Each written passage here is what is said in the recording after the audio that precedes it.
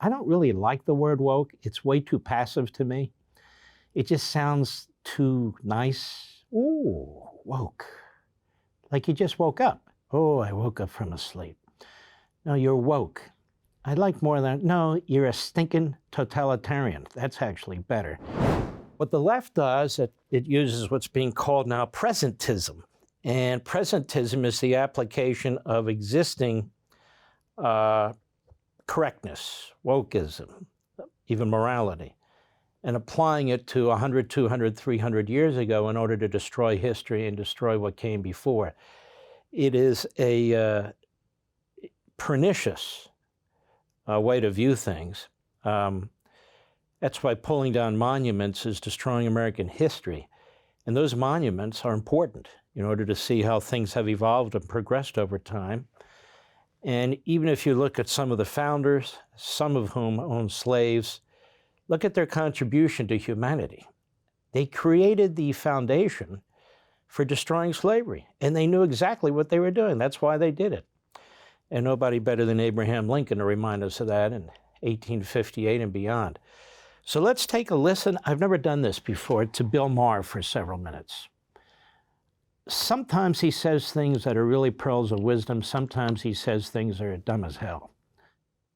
I don't really embrace these leftist comics, but in this case, not that I'm embracing him, I think he had some very interesting things to say along the lines that I just mentioned. So let's take a look at this real time with Bill Maher. And by the way, notice Bill Maher can't be on a regular network either.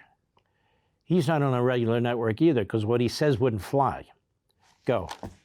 And finally, new rule, you can get creative with a novel, a TV show, or a movie, but history books, that's not supposed to be fan fiction. How we teach our kids history has become a big controversy these days, with liberals accusing conservatives of wanting to whitewash the past, and sometimes that's true. Sometimes they do. But plenty of liberals also want to abuse history to control the present. And last month, a scholar named James Sweet caught hell for calling them out for doing just that.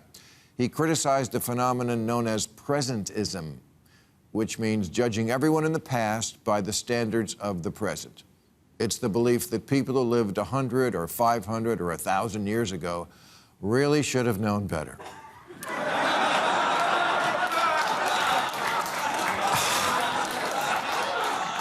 Which is so stupid. It's like getting mad at yourself for not knowing what you know now when you were 10.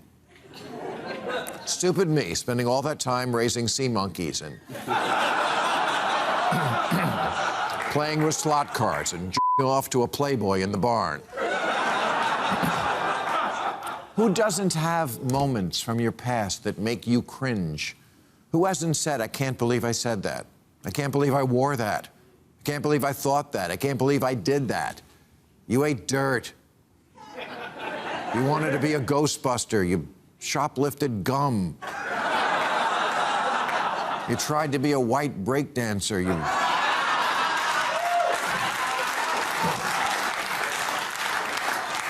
You wanted to marry Scott Baio. I read Ayn Rand. I smoked. I was into numerology.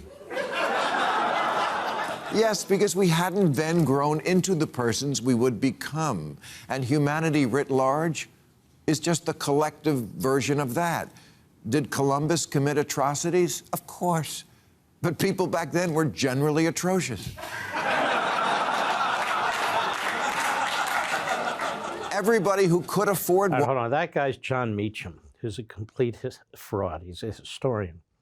But he's one of the jerks that met with Biden early on that told him to go big, and he can create a legacy bigger than FDR. And he's the guy that spoke at the memorial service for George H.W. Bush, I think maybe John McCain, trashing Donald Trump. He also wrote some speeches for Biden and then would analyze the speeches on the Scarborough show, The Morning Schmo, talking about how great the speeches were. So that's the kind of schmuck he is. All right, go ahead. Everybody who could afford one had a slave, including people of color. The way people talk about slavery these days, you'd think it was a uniquely American thing that we invented in 1619. But slavery throughout history has been the rule, not the exception. The Sumerians, the Egyptians, the Greeks, Romans, the Arabs, British, the early Americans, all the way up through R. Kelly.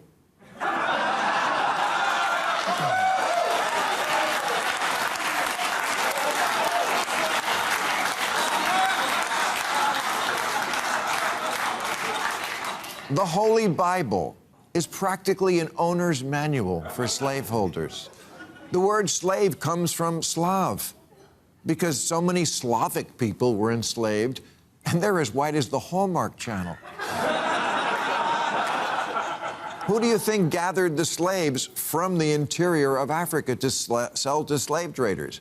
Africans, who also kept their own slaves. We're a species prone to making others of our species our bitch. I've said it before and I'll say it again. Humans are not good people.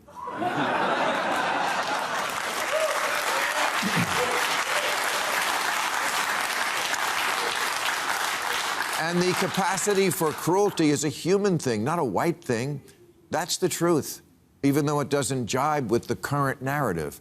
But in today's world, when truth conflicts with narrative, it's the truth that has to apologize. Being woke is like a magic moral time machine where you judge everybody against what you imagine you would have done in 1066, and you always win. Presentism. Yeah, this professor is right. It's just a way to congratulate yourself about being better than George Washington because you have a gay friend and he didn't.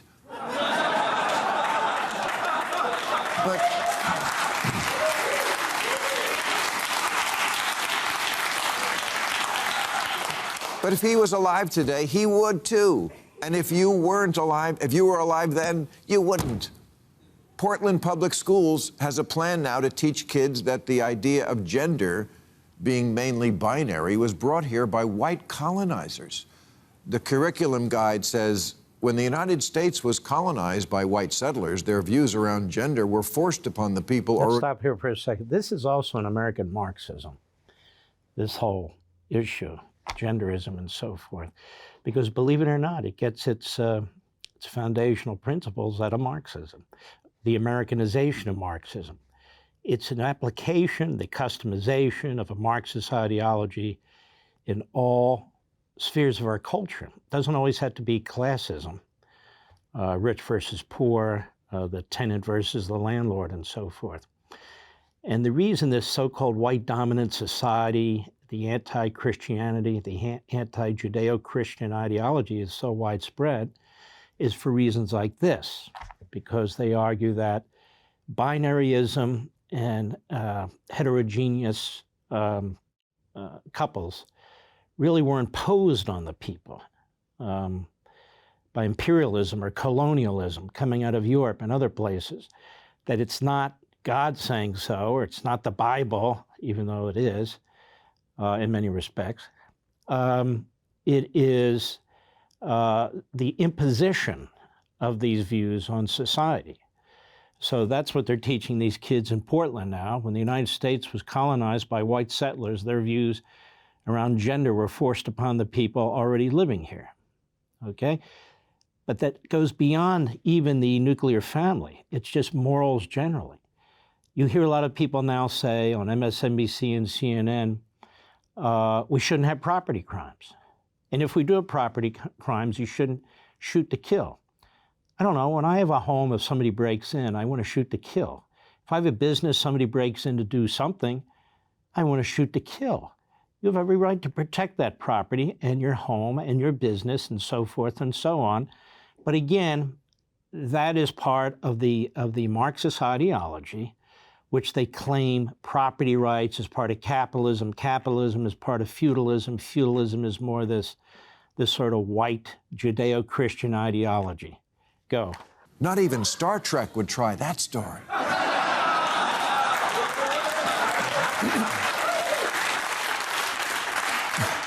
Where they discover a planet and give them separate bathrooms. It's like they finally discovered a unified theory of wokeness, incorporating all their ideas about race, gay, gender, and colonizers. Like the New World was a great big diverse dance club and the Pilgrims were the bridge and tunnel crowd who came in and ruined everything. There's a play called I, Joan, currently being presented in London, written by Charlie Josephine, who identifies as non-binary and uses they, them pronouns.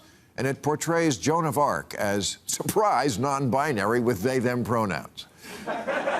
Which, if you think about it, makes even less sense because Joan, being French, spoke a language where every noun is masculine or feminine. Joan says in the play, I'm not a girl, I don't fit that word, as if she's a character on Euphoria.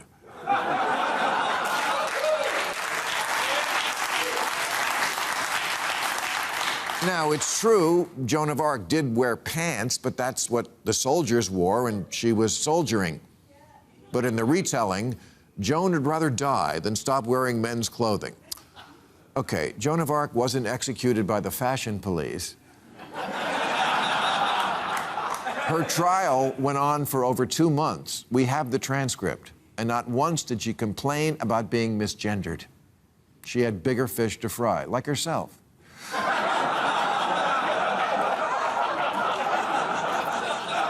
Too soon, it was 1431.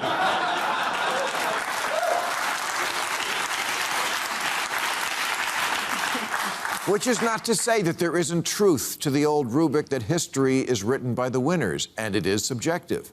Napoleon said history is just a fable we all agree on. And he should know because he was a deaf woman named Diane.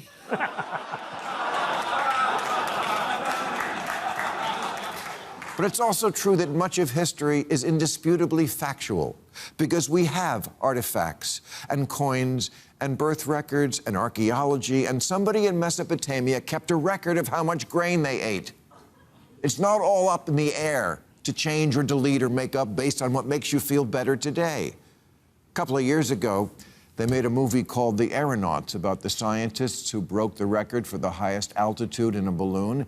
In fact, they were both men, but the movie made one of them a woman because, as the director explained, representation is important.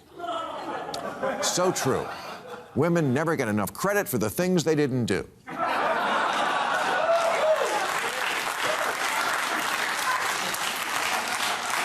I think Meryl Streep should play Seabiscuit, so every girl will know she too can grow up to be a racehorse. And it goes on. It's really quite good. Want to see more? Sign up for Levin TV.